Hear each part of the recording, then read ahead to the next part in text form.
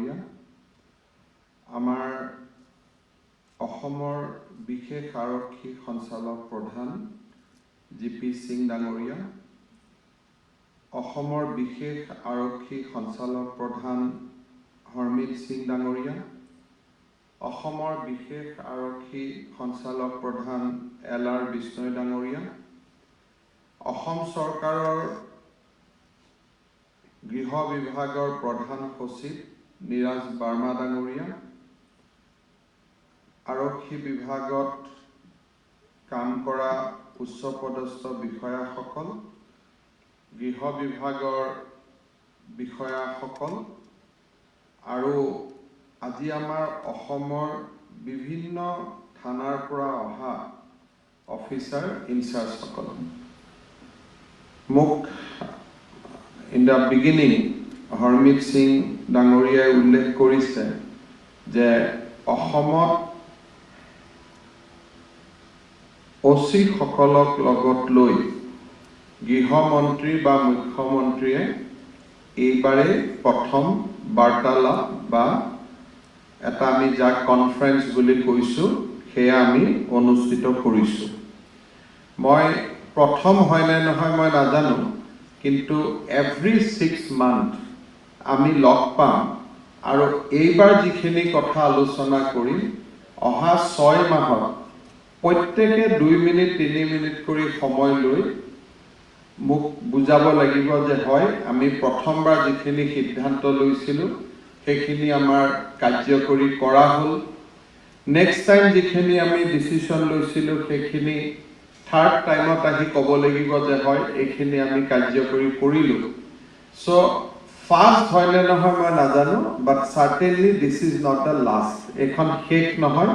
এনেকুৱা কনফাৰেন্স আমি পাই থাকিম, আমি কনফাৰেন্সত কথা বতৰা পাতি থাকিম। আমাৰ অসম আৰক্ষীৰ যদি আমি কওঁ যে মানুহৰ শৰীৰত যেনেকে উশাহ নিশাহ লোৱা কামটো হ'ল আমাৰ, যদি এটা শৰীৰ জীয়াই থাকিব লাগে তেতিয়াহ'লে উশাহ নিশাহ লোৱা হাওঁফাওঁটো আমাৰ এটা নিউক্লিয়াছ, অৰ্থাৎ শৰীৰৰ সেইটো এটা বহুত ইম্পৰ্টেণ্ট অৰ্গেন। ঠিক তেনেকে আমাৰ অসম পুলিচত থানা হ'ল আটাইতকৈ ইম্পৰ্টেণ্ট ডেষ্টিনেশ্যন বা আমাৰ এটা নিউক্লিয়াছ। যেতিয়া সকলো থানাত পাৰফৰ্মেঞ্চ ভাল হ'ব, সকলো থানা এফিচিয়েণ্টলি কাম কৰিব, তেতিয়া অসম পুলিচ অট'মেটিকেলি ভাল এটা সুদক্ষ অৰ্গেনাইজেশ্যনত পৰিৱৰ্তন হ'ব। Above the rank of OC যদি আমি OCক বাদ দিওঁ তেতিয়াহ'লে right from DSP to DGP সকলোৰে কাম হৈছে ছুপাৰভাইজাৰী, অৰ্থাৎ তেওঁলোকে আপোনালোকৰ কামবিলাক পৰ্যবেক্ষণ কৰিব লাগে, পলিচি বনাব লাগে, ইনষ্ট্ৰাকশ্যন দিব লাগে, গাইডেন্স দিব লাগে। কিন্তু ক'ৰবাত DGPয়েও যদি কেছ এটা ক্ৰেক কৰে ই কিন্তু ৰেজিষ্টাৰ হ'ব লাগিব এখন থানা। আৰু 10 বছৰলৈকে আমি কোনোবা এটা ছাপোজ আমি আজি কোনোবা এটা ডাঙৰ ৰেকেট এটা আমি ক'ৰবাত ড্ৰাগছ এটাই ধৰিলোঁ, ধৰা দিনটোৰ কথা বেলেগ, কিন্তু ধৰা দিনটোৰ পৰা কনভিকশ্যনলৈকে কোনে লৈ যাব লাগিব? অফিচাৰ ইনচাৰ্জ বা OC সকলে ইয়াক কনভিকশ্যনলৈকে কনভাৰ্ট কৰাব লাগিব। সেই গোটেই প্ৰচেছটোত DSPয়ে ছুপাৰভাইজ কৰিব, এডিশ্যনেল SPয়ে ছুপাৰভাইজ কৰিব, ৰেংক DIGয়ে ছুপাৰভাইজ কৰিব, কিন্তু চবৰ কাম হ'ল ছুপাৰভাইজাৰী, কিন্তু কৰিব লাগিব কোনে? OC সকলে। গতিকে এই যে officer incharge of a police station, actually Assam পুলিচৰ এইটোৱে হৈছে আটাইতকৈ highest level of field officer. থানাক বাদ দিটো পুলিচিং নহয়, SPয়ে যদি কয় আপোনালোকে অমুকটো কৰক, কিন্তু কোৰ্টতটো OC জনে চাব, থানাখন OCয়ে চলাব, কেছ OC তাত আছে। গতিকে যিমানবিলাক কেছ আছে সেইটো কাৰ property? Officer incharge of a police station সেইকাৰণে আমি যদি কেতিয়াবা CIDও খুলিছো কেতিয়াবা SOU খুলিছো কেতিয়াবা এন্টি কৰাপশন ভিজিলেন্সও খুলিছো আমি কিন্তু লগত থানা এখন বনাই লৈছো কাৰণ উইদাউট থানা কোৰ্টৰ লগত কাম নহয় সমাজৰ লগত কাম নহয় কেছ বিগিনিং হয় থানা কেছ শেষ হ'ব থানা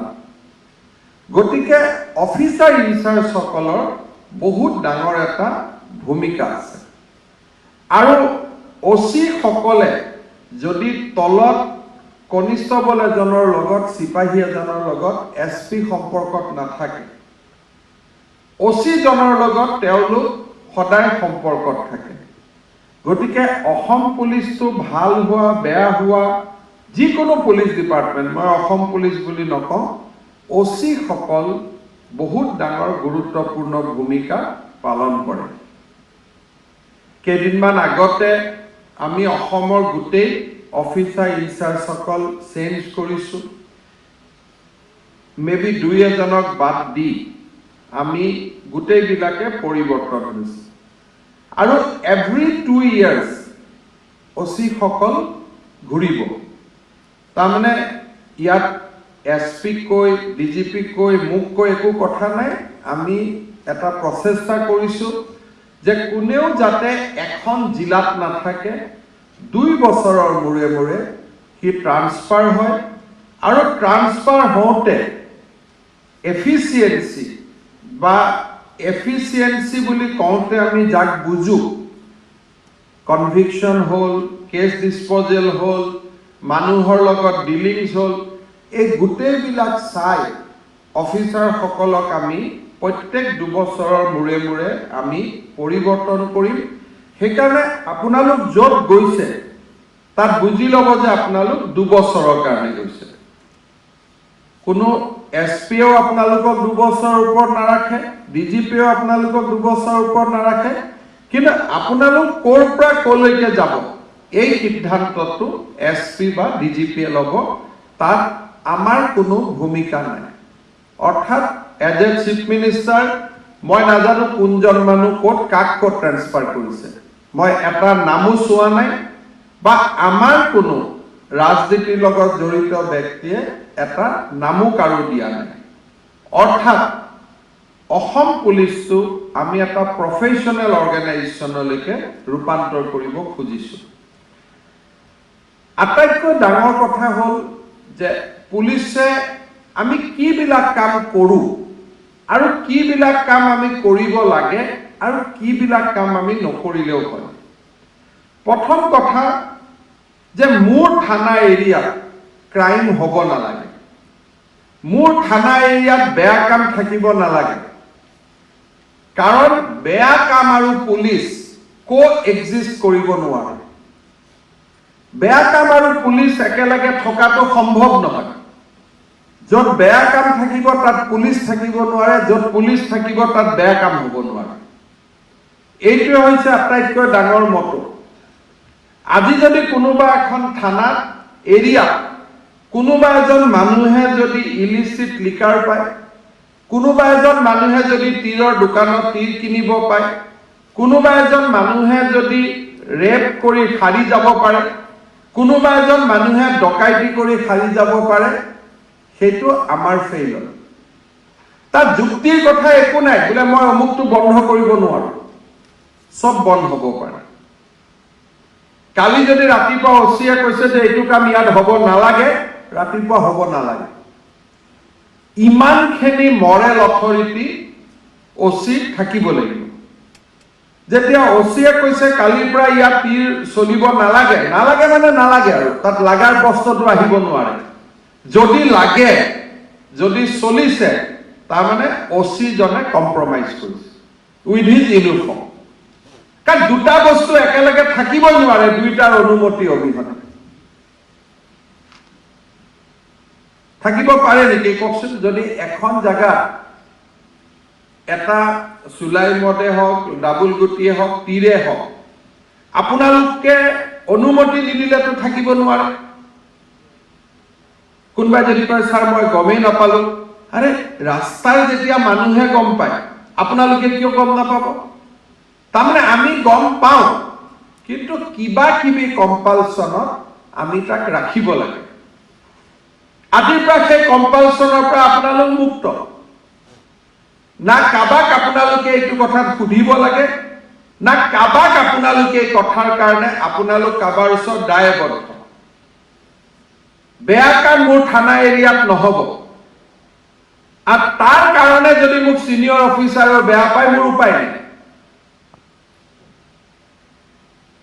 কোনোবা সিনিয়ৰ অফিচাৰে কলে বুলি তেওঁৰ গাড়ী তেল ভৰাই দিয়াটো মোৰ কাম নহয় কোনোবা সিনিয়ৰ অফিচাৰ আহিলে তেওঁক ভাল কৰি চাহ খোৱাটো মোৰ ডিউটিৰ ভিতৰত নপৰে কোনোবা সিনিয়ৰ অফিচাৰ আহিলে মোৰ এইটো ডিউটিৰ ভিতৰত পৰে যে স্যাৰ যোৱাবাৰ মোৰ গোটেই কেইটা কেছত মই চাৰ্জশিট দি দিলোঁ স্যাৰ মোৰ কোনো চাৰ্জশিট পেণ্ডিং নাই স্যাৰ মোৰ ইয়াতে অমুকে ৰেপ কৰিছিলে তাক মই এইটো ব্যৱস্থা কৰিলোঁ মোৰ ইয়াতে অমুকে অমুক কৰিছিলে তাৰ মই এই ব্যৱস্থা কৰিলোঁ আপোনালোকে কি এক্সপ্লেনেশ্যন দিব লাগিব ভাতৰ লগত মাংস খোৱালে নে মাছ খোৱালে সেইটো নহয় কেইটা কেছ ডিসপোজ কৰিলে কেইটা কনভিকশন হল কেইখন চাৰ্জশিট দিলে তাকহে আপোনালোকে উত্তৰ দিব লাগিব আৰু যিসকলে সেই ব্যৱস্থাটোৰ লগত সহজ নহয় পুৰণা কথা বতৰা মনত মাজে মাজে আহি থাকে তেওঁলোকে ডিজিপিক গৈ ক'ব পাৰিব যে স্যাৰ মোৰ কষ্ট হয় এনেকে ধৰণে মোৰ এসপি হোৱাত ওসি হোৱাত অসুবিধা মোক অফিসত কাম দিয়ক আমাৰ কোনো কথা নাই কাৰণ সবেই সব কাম নকৰিব পাৰে যেতিয়া আমি কিবা এটা বস্তু সিজ কৰি তাক আধা দেখুৱাটো আমাৰ কাম নহয় তাক পুৰা দেখুৱাটো আমাৰ কাম যেতিয়া মালখানাত বস্তু থাকিব দুখন ৰেজিষ্টাৰ মেইনটেইন কৰাটো মোৰ কাম নহয় যদি বস্তু সিজ হৈছে গোটেই ৰেজিষ্ট্ৰেচনত সোমাব লাগিব তাক আধা আধা কৰাটো মোৰ কাম নহয় আৰু মানুহে পাহৰি যোৱাৰ পিছত সেইখন বিক্ৰী কৰি দিয়াটো মোৰ কাম নহয়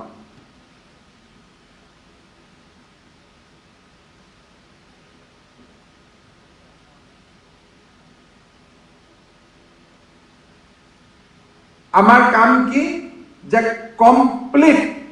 আইনৰ শাসন দেশত হ'ব লাগিব যি পুলিচ মেনুৱেলত যি ধৰণে আছে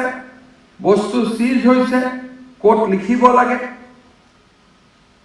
বস্তু আমি পাইছো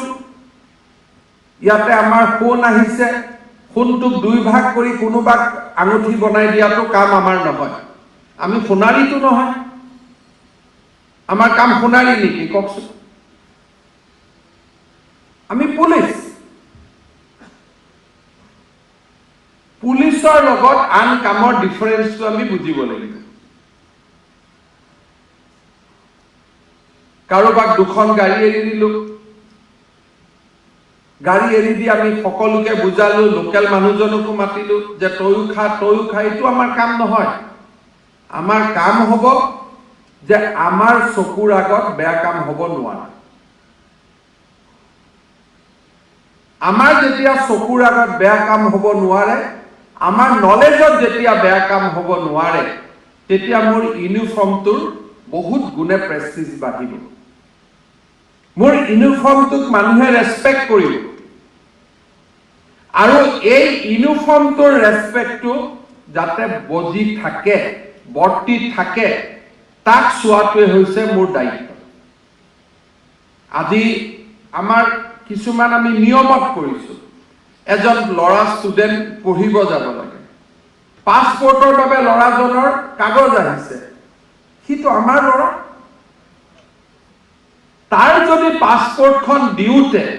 কোনোবা গাৰ্জেনে যদি মোক লক কৰিব আহিব লাগে হেতুটো মোৰ ফেইলৰ হ'ল না এটো মোৰ সাকসেস নহল বৰঞ্চ মই যদি ফোন এটা কৰো যে বাবা তোমাৰ ভেৰিফিকেশন আহিছিল ভেৰিফিকেশনটো কৰি দিলো ভাল কৰি পঢ়িবা গোটেই ফ্যামিলিটো আপোনাৰ সোৰ্স হৈ গ'ল আজি কোনোবা এজন লৰাই চাকৰি পাব পুলিচ ভেৰিফিকেশনটোৰ কাৰণে ৰখি আছে আপোনালোকে চাকৰি পোৱাৰ আগত কিমান উদ্গ্ৰীব হৈ আছিল কেতিয়া পিভিআৰ আহিব কেতিয়া চাকৰি পাব টেনশন হৈ থাকিছিল না নাই আজি আহিব কালি আহিব, দুদিন অহা নাই দেখোন, 4 দিন অহা নাই দেখোন। তো নিজৰ অৱস্থাটো বুজি আমি যদি সেই চাকৰি পাব খোজা ল'ৰাটোৰ পুলিচ ভেৰিফিকেশ্যন সি মোক লগ নকৰাকৈ মই কৰি দিব পাৰোঁ,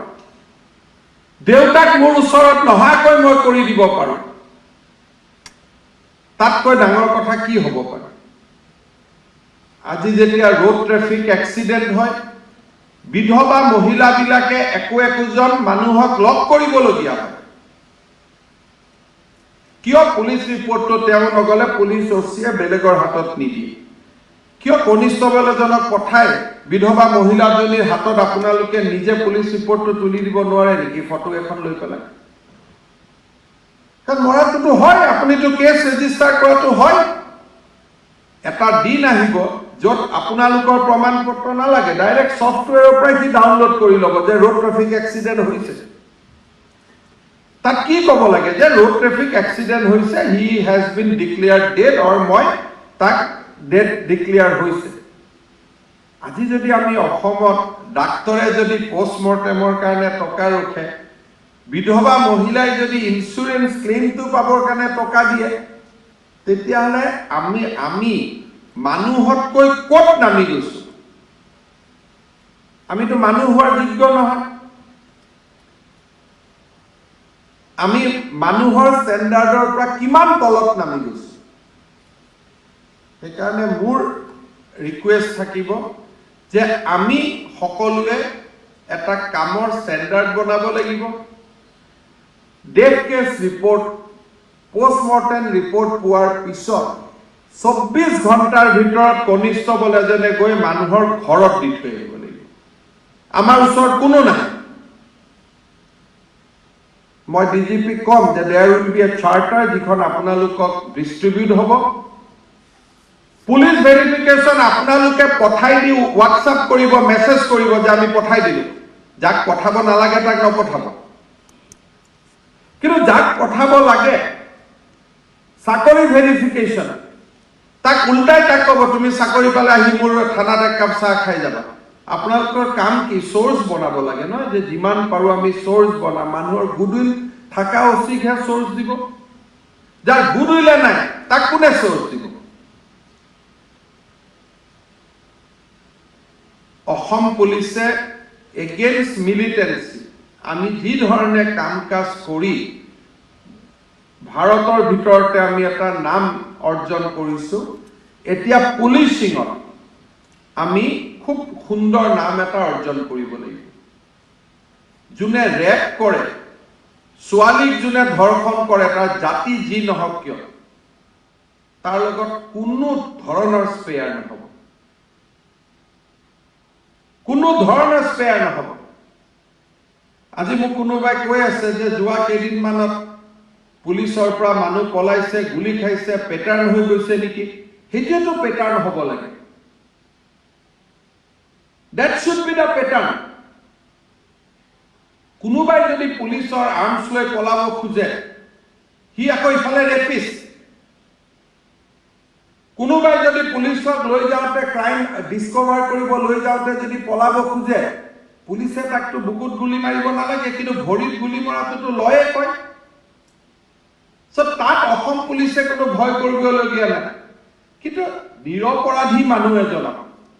যেতিয়া তই টকা দে, টকা নিদিলে তোক মাৰি, সেইটোত ভয় কৰিবলগীয়া আছে।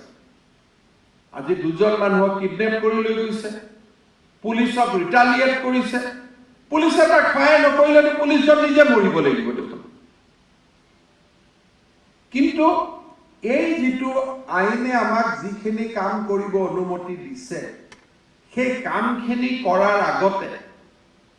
আমাৰ কনচিয়েন্সত আমি ক্লিয়াৰ থাকিব লাগিব যে আমি যিটো কৰিছোঁ সেইটো আমি ফৰ দ্য পাব্লিক কৰিছোঁ। ইয়াত আমাৰ কোনো ইণ্টাৰেষ্ট নাই, আমাৰ ইয়াত কোনো ইণ্টাৰেষ্ট নাই, আমাৰ নিজৰ ইণ্টাৰেষ্ট নাই। ইয়াত জনকল্যাণৰ কাৰণে, ৰাইজৰ কাৰণে আমি টাফ একশ্যন আমি ল'বলগীয়া হৈছে। থানা এৰিয়াত যেতিয়া এটা দুটা এক্সাম্পলাৰী মানুহে পানিছমেণ্ট পাব, কনভিকশ্যন পাব, ৰেপ নোলায়, ৰেপ কৰা মানুহ নোলায়। মানুহৰ মনত এটা ধাৰণা আছে যে ৰেপ হ'ব, ৰেপৰ পিছত কম্প্ৰমাইজ হৈ যাব, কম্প্ৰমাইজ হ'লে থানাত কেছটোতো নাযাবই, চাৰ্জশ্বিট নহ'বই। ইজনক যেতিয়া ৰেপ কৰাৰ পিছত এজন মানুহ যেতিয়া ফ্ৰীলি ঘূৰি ফুৰে, জেলৰ পৰা ওলাই আহে চাৰ্জশ্বিট নিদিয়াৰ কাৰণে, তেতিয়া আৰু এজন মানুহে ৰেপ কৰিবৰ কাৰণে ইনস্পিৰেশ্যন পায়। ৰেপ কেছত আমি কিয় আমি চাৰ্জশ্বিট দিব নোৱাৰো? তাততো মাত্ৰ 2 পান্নাহে লিখিব লাগে। ডক্টৰৰ পৰা ৰিপৰ্টখন লাগে, আই উইটনেছ লাগে, 2 পান্নাৰ চাৰ্জশ্বিট এখন কোৰ্টত দিব লাগে 3 মাহৰ ভিতৰত। এখন থানা এৰিয়াত কেইটা ৰেপ কেছ হয় মাহত? 3টা, 4টা, 5টা? 5টা কেছৰ চাৰ্জশ্বিট লিখিবৰ কাৰণে আমি লিখিব লাগিব, কাৰণ মোৰ মাক ৰেপ কৰিছে, মোৰ ভণ্টিক ৰেপ কৰিছে, মোৰ ছোৱালীক ৰেপ কৰিছে। সেই ছোৱালীজনী মোৰ মা নহয় জানো? মোৰ ভণ্টি নহয় জানো? মোৰ নিজৰ ছোৱালী নহয় জানো? 3 পেজৰ পান্না লিখিবৰ কাৰণে, 3টা পেজ লিখিবৰ কাৰণে আমাক কোনো বহুত সময়ৰ কথা নাই। মোৰ বহুত কেছ পৰি আছে, আমিতো কেছ বহুত পেলাই থওঁ। এইটোতো নহয় যে কেছ পৰি আছে। আজি 144 ধাৰা কেছ কেইটা আমাৰ পেলাই ৰাখিব কি দৰকাৰ আছে? আজি দিছপুৰ থানাত কেছৰ এটা ফেক্টৰী কৰি থৈ দিছে, দৰকাৰ নাই এইবিলাক কেছ ৰখাৰ কাৰণে। 144 ধাৰা অমুক তমুক এনেকুৱা কৰি নম্বৰটো বঢ়াই বঢ়াই গৈ আছে। আমি SP কনফাৰেন্সত আমি ঠিক কৰিছো যে কোৰ্টে যদি কোনোবা এটা মানুহক মুকলি কৰি দিয়ে, তাৰমানে মোৰ এভিডেন্স নাই, যাক মই কনভিকশ্যনলৈকে নিব নোৱাৰো, সেই কেছটোত মই চাৰ্জশ্বিট দি কি পাম? যেতিয়া হিনিয়াছ ক্ৰাইম নহয়, নন হিনিয়াছ ক্ৰাইম, পলিটিকেল, এডমিনিষ্ট্ৰেটিভ, ধৰ্ণা, ধৰ্মঘট, ইয়াৰ যিমান কেছ আছে, সেই কেছবিলাকতো থানাত ৰাখি লাভ নাই। আমি কেছৰ লোড কমাব লাগে। সৰু গিৰিয়েক ঘৈণীয়েকৰ মাজত কাজিয়া হৈছিলে, ধুনীয়াকৈ কাজিয়াখন কম্প্ৰমাইজ হৈ গ'ল, চব হৈ গ'ল। আপোনালোকে ফোন কৰি ক'ব লাগে যে বাইদেউ আপোনালোকৰ দেখোন এতিয়া চব ভাল হৈ গ'ল, ল'ৰা ছোৱালীও চব হৈ গ'ল, যে আহক কেছটো ইয়াতে আমি চেছ কৰি দিম। আপোনালোকে আকৌ গিৰিয়েকজনক ভয় খুৱাবৰ কাৰণে, ঘৈণীয়েকজনক ভয় খুৱাবৰ কাৰণে তাক আকৌ মাজে মাজে মাতি পেচাই থাকিল। কেছটো কেতিয়াও চেছ নহ'ব। গতিকে 50% আসাম পুলিচত কেছ কমি যাব পাৰে যদি আমি কুইক চাৰ্জশ্বিট দিওঁ। এটা লিষ্ট বনাই লওক যে ৰেপ কেছ যিমান জমা হৈ আছে, মাৰ্ডাৰ কেছ যিমান জমা হৈ আছে, আমি নেক্সট 6 মাহত চব চাৰ্জশ্বিট দি দিম। নেক্সট যেতিয়া 6 মাহত ইয়াত আপোনালোকৰ মোৰ ওচৰত আহিব, ৰেপ কেছ আৰু মাৰ্ডাৰ কেছৰ, আৰ্মছ কেছৰ সব চাৰ্জশ্বিট দি আহিব যে স্যাৰ আমাৰ কাম বাকি নাই, আমি চাৰ্জশ্বিট দি দিলো। আজিকালি আপোনালোকৰ যিবিলাক চিপাহী গৈছে, MA পাছ কৰা ল'ৰা গৈছে, BA পাছ কৰা ল'ৰা গৈছে, এনেকুৱা নহয় যে লৰাই নাজানে। সবক বহুৱাই থানাত টিম এটা কৰি লওক। CID আজিকালি চাৰ্জশ্বিটৰ আপোনালোকক নমুনা পঠাই দিছে, যদি লাগে আপোনালোকে হেল্প খুজিব। আপোনালোক OC হলেও IGP को যদি ফোন কৰে, IG SB को ফোন কৰে, IG CID को ফোন কৰে, everybody will call you back to help you. DSP সকল থাকিব, আপোনালোকে লগত বহিব, টিম এটা বনাই ল'ব। 6 মাহত all কেছ, যিমান মাৰ্ডাৰ কেছ আছে, ৰেপ কেছ আছে, এক্সটৰ্শন আছে, ড্ৰাগছ কেছ আছে, আৰ্মছ কেছ আছে। আৰু গৰুৰ ফালেতো নাচাবই, গৰুৰ সমান ভগৱান কোনো নাই। গৰুৱে আমাক গাখীৰ দিছিল, গৰুৱে আমাক গোবৰ দিছিলে, গৰুৱে আমাক খেতি কৰিছিলে। ট্ৰেক্টৰ ওলোৱাৰ আগতে মোৰ দেউতাক কাৰ পৰা জীয়াই আছিলে? গৰুৰ পৰাই জীয়াই আছিলে।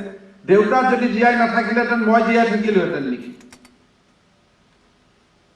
আমাৰ এনেকুৱা হৈ গ'ল যে আমি গৰুৰ ব্যৱসায়টো আমি নামি পৰিলো, ড্ৰাগছো আমাৰ হাতেদি হোৱা আৰম্ভ কৰিলো। এইটোৱে আমাক ওপৰত নুঠাই, কাৰণ যেতিয়া ড্ৰাগছ অসমত ওলাব, মোৰ ল'ৰা মোৰ নাতিয়েও ড্ৰাগছ খাব। যিকোনো ক্ৰাইম কৰাৰ আগতে, ক্ৰাইমক এনকাৰেজ কৰাৰ আগতে আমি ভাবিব লাগিব যে ইয়াৰ বলি মোৰ নাতিও হ'ব পাৰে, মোৰ খুৰাৰ ল'ৰা হ'ব পাৰে, মোৰ ল'ৰা হ'ব পাৰে। আপোনালোকে যি কৰিব সেইটো আপোনালোকৰ কাৰণে নহয়, আমাৰ সকলোৰে কাৰণে। লাষ্ট 45-55 days মই আগতে কৈছো যে against ULFA, against extremism, Assam police has done exemplary work. যোৱা 2 মাহত আমাৰ বহু কেইজন অচিয়ে ইমান ভাল কাম কৰিছে। ডাঙৰ ডাঙৰ ড্ৰাগছ ৰেকেট নিউট্ৰেলাইজ কৰিছে, কেটল স্মাগলিং এক প্ৰকাৰ বন্ধ হৈ গৈছে, আৰু কোনোবাই দুধনৈ থানাত ইমান ধুনীয়াকৈ গাড়ীবিলাক পুৰণা চুৰি গাড়ী সব ৰিকভাৰী হৈছে। কাৰ্বি আলঙত আমাৰ খটখটিত কিমান ভাল কাম হৈছে লাষ্ট 45 days। সো আমি তেনেকুৱা এটা পুলিচ ফোৰ্স বিচাৰো যিটো ফোৰ্সক লৈ আমি গৌৰৱ কৰিব পাৰো, যিটোক লৈ আমি ইনস্পায়াৰ হ'ব পাৰো যে ইয়েস আমি সুৰক্ষিত হৈ আছো। মানুহ তেতিয়াহে শুব যেতিয়া আপোনালোক হাৰে থাকিব, নহলে মানুহ কেনেকে শুব? কালি আমাৰ গুৱাহাটীত এজন ৰিটায়াৰ্ড IAS অফিচাৰ ঘৰত 6 তলাত উঠি মানুহে ফোন চুৰ কৰিছে। আৰে এটোতো অচিজনৰ নামতে চুৰ আহিব নালাগে। অমুক অচি, গতিকে চুৰ থানা এৰিয়াৰ পৰা পলাব লাগে। ক্ৰিমিনেলে অচিক ভয় কৰিব লাগিব, আৰু সাধাৰণ মানুহে বিশেষকৈ দুখীয়া মানুহখিনিয়ে আপোনালোকক আশ্ৰয়স্থল বুলি ভাবিব লাগিব। এজনী মহিলাক যেতিয়া কোনোবাই ৰেপ কৰিব খুজিব, তাই দৌৰি দৌৰি আহি থানাত পাব, তাই ভাবিব নালাগিব যে থানাত সোমালে আকৌ মোক কোনোবা ওলোটাই ৰেপ কৰি দিব নেকি। যে এটা বিপদৰ বাহিৰে এটা বিপদত সোমাই যাম নেকি। মানুহজনীয়ে ভাবিব লাগিব যে থানাখনত সোমোৱাৰ পিছত মই ঘৰতকৈও বেছি নিৰাপদ। মোৰ ঘৰৰ ওচৰত মই স্বামীৰ ওচৰত যিমান নিৰাপদ, তাতকৈ বেছি নিৰাপদ মই থানাখনৰ ভিতৰত সোমাই গলো। অচি হলেতো মদ খাব লাগে বুলি কতো লিখা নাই। এইটোতো কতো লিখা নাই যে অচি হলে পুলিচ হলে মদ খাব লাগে। কোনোবাই খাই মই নকওঁ যে গভৰ্ণমেণ্টে মদৰ দোকান খুলি দিছে, মদটো বিক্ৰী হয়, তাৰ ৰেভিনিউ আমিও লওঁ। কিন্তু এনেকুৱা এটা হৈ যাব নালাগিব যে অসম পুলিচত চাকৰি কৰিলে বৰ ভাগৰ লাগে, গতিকে মদ খাব লাগে। উল্টা আমি যোগাসন কৰিব লাগে, প্ৰাণায়াম কৰিব লাগে। যদি আমাৰ কষ্ট হয়, কষ্টটো লাঘৱটো মদেদি নহয়, প্ৰাণায়ামেদি হ'ব, যোগেদিহে হ'ব। গতিকে পজিটিভ ভাইবছ বিলাক নিজৰ মনত আনিব লাগে যে এইটো কাম কৰাতকৈ মই এইটো কাম কৰিম। পুলিচৰ মানুহ নিৰোগী হৈ থকাটো খুব দৰকাৰী। এটা সময়ৰ ভিতৰত পাঠাৰ মাংস খাব নালাগে, খাহীৰ মাংস খাব নালাগে, ৰেড মিট খাব নালাগে। কাৰণ আপোনালোক নিৰোগী হৈ থাকিলেহে 10 জনক আপোনালোকে সুৰক্ষা দিব পাৰিব। ভাল জীৱন ধাৰণৰ নিয়ম, ভাল খোৱা, ভাল কথা বতৰা, আৰু ইয়াত ভিতৰৰ পৰা বহুত বেছি টাফ দুষ্টক দমন, শান্তক পালন। এই ধৰণৰ সংস্কৃতি এটা মোৰ মনত মই ল'ব লাগিব। মই ভাবো যে সকলো অচি এই ধৰণে কাম কৰিবলৈ আপোনালোকে নিজক সাজু কৰিব। প্ৰিচাইজলি 6-7টা কাম। এটা হ'ল নেক্সট 6 মান্থত থানাত যিমান rape case, murder case, drugs case, explosion, arms, তাক আমি চাৰ্জশ্বিট দিব লাগে। কৰবাত যদি পোষ্টমৰ্টেমৰ ৰিপৰ্ট অহা নাই, কৰবাত যদি ফৰেনচিক ৰিপৰ্ট অহা নাই, SP আৰু ৰেঞ্জ DIG খুব নিদিব। ডেইলি হোৱাটছআপ কৰিব যে মোৰ এইটো ৰিপৰ্ট অহা নাই। আৰু মই ৰেঞ্জ DIG সকলৰ লগত মই মিটিং পাতিম, তেওঁলোকে কোঅৰ্ডিনেট কৰিব লাগিব, ৰিপৰ্ট আনি দিব লাগিব। লাগিলে অসমৰ বাহিৰত লেব আমি আউটসোৰ্স ভাড়াত ল'ম, যাতে আমাৰ ফৰেনচিক ৰিপৰ্ট আহি থাকে। ইয়াৰ পৰা গুজৰাটত যাব ফৰেনচিক, কি অসুবিধা আছে? তাতে বহুত ডাঙৰ লেব আছে, ইয়াৰ পৰা বেংগলত যাব। বাংগালোৰত যাব অকল যে গুৱাহাটীৰ কাহিলীপাৰাতে যাব লাগে তাৰ কোনো কথা লিখা নাই নহয় মই আমাৰ আইজি CID কম যে immediately get in a MOU with the 3-4 good forensic labs in the country so that আমাৰ sample flightত যাব flightত আহি যাব report ৰেঞ্জ DIG সকলক খুব নিদিব নেক্সট 6 মাহত যেতিয়া আপোনালোক মোৰ ওচৰত আহিব চাৰ্জ শিট নীল কৰি আহিব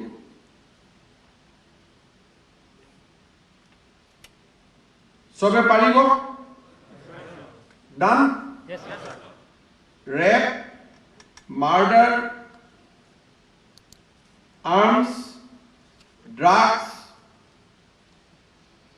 এই গোটেইখিনি কেছ আমাৰ প্ৰায়ৰিটি আৰু গৰুটো কেছে হ'ব নালাগে গৰুটো কোনো চুৰ হ'বই নালাগে গৰুৰ ওপৰত কেছে হ'ব নালাগে মই আপোনালোকক বুজাই দিছো যে গৰু কেছে হ'ব নালাগে শ্ৰীৰামপুৰ থানাৰ ওসি কোন আছে গোসাইগাঁও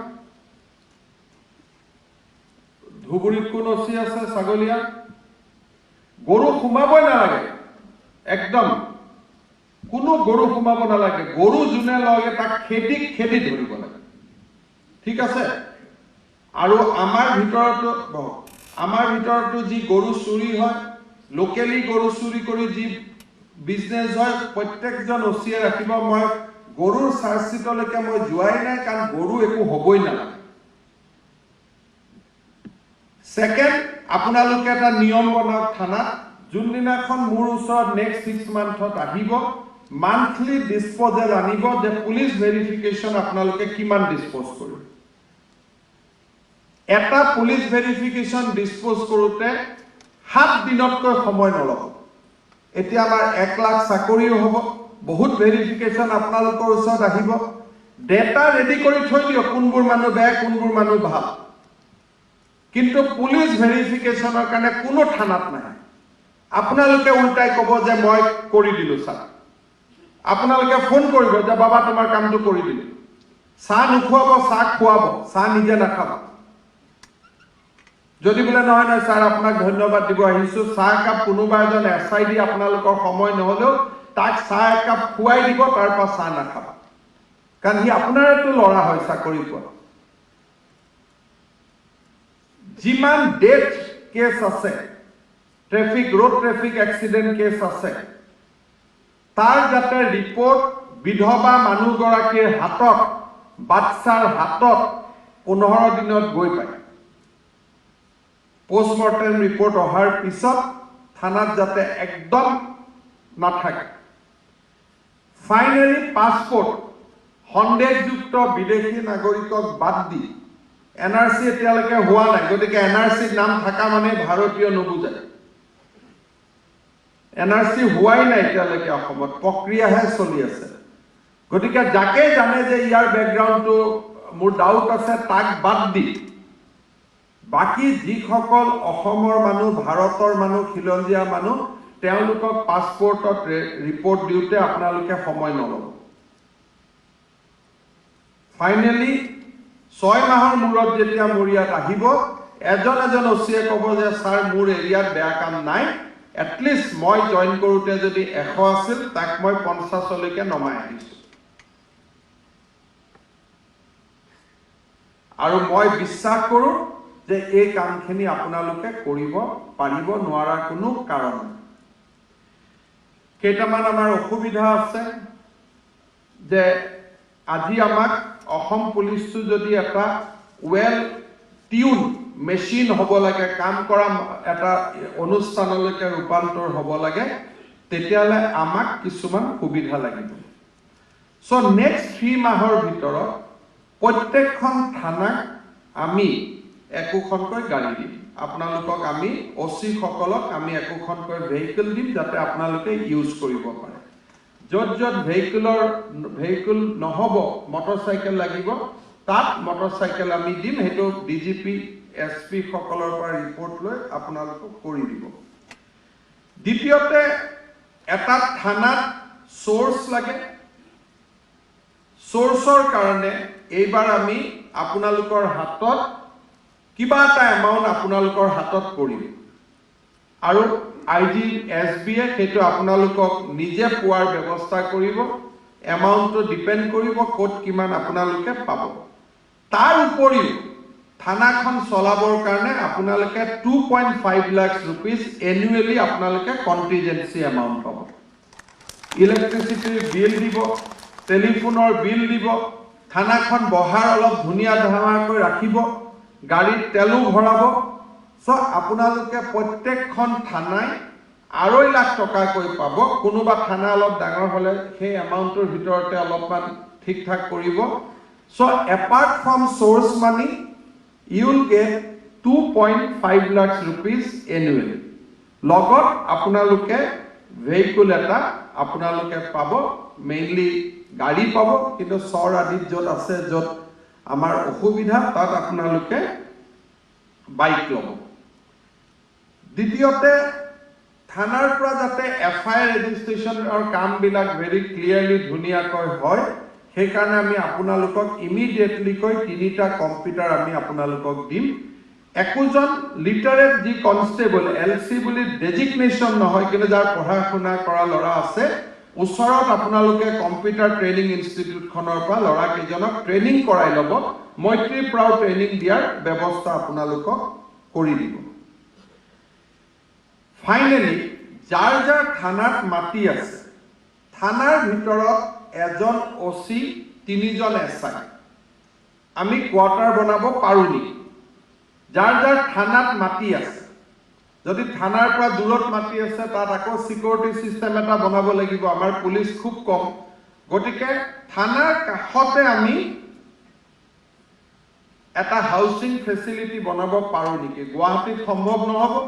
কিন্তু বাকি গাঁৱৰ থানাবিলাকত মাটি অসুবিধা নহব আপোনাৰ ময়ো MLA সকলক কৈ দিম আপোনালোকেও সাৰ্কেল অফিচাৰক লগ কৰি মাটি এলট কৰি দিলে আমি খুব ইমিডিয়েটলি থানাতে কোৱাৰ্টাৰ বনোৱাৰ বাবে আমি চেষ্টা কৰিম যাতে থানাত আপোনালোকে কোৱাৰ্টাৰ পাব পাৰে বিগিনিঙত থানা কণ্টিজেন্সি 2.5 লাখ হ'ল প্ৰায় তেনেকুৱা ধৰণে আমি যি পাৰো সোৰ্সৰ বাবে আপোনালোকক পইচা দিলো ভেহিকল দিলো কম্পিউটাৰ দিলো আৰু যি থানাত জেনেৰেটৰ নাই আমি গোটেই কেইখন থানাত এটা জেনেৰেটৰ দিয়াৰ আমি ব্যৱস্থা কৰিম যাতে আপোনালোকে জেনেৰেটৰটো পাব পাৰে লাইট গলেও যাতে জেনেৰেটৰ কানেকশ্যনত থাকিব পাৰে সো এইখিনি কাম আমি ইমিডিয়েটলি কৰিম তাৰ পিছত এতিয়া আপোনালোকৰ 20 জন মানে আপোনালোকে কব আপোনালোকৰ সুবিধা অসুবিধা সেই তাৰ ওপৰত ভিত্তি কৰি অহাবাৰ আমি আৰু যি কৰিব লাগে আমি লাহে লাহে কৰি গৈ থাকিম CID ফালৰ পৰা আপোনালোকক চাৰ্জ শিটৰ ওপৰত কেনেকৈ চাৰ্জ শিট কৰিব লাগে আপোনালোকক ট্ৰেইনিং দিয়া হ'ব আৰু এইবাৰ আমি PPU আমি প্ৰফেশনাল PP ৰাখিম অৰ্থাৎ তেনেকুৱা PP নাৰাখো যিসকল আন কিবা কাৰণত নিযুক্তি হৈছে আমি এনেকুৱা PP এবাৰ নিযুক্তি দিব খুজিছো যি মেৰিটৰ কাৰণে PP হৈছে যাতে আপোনালোকে বেইলত পোৱাৰ পৰা বেইলত যোৱাৰ পৰা মানুহক আপোনালোকে ৰখাব পাৰে আৰু আপোনালোকে খুব বেছিকৈ SP DSP এডিশনাল SP সকলৰ লগত সম্পৰ্ক ৰাখিব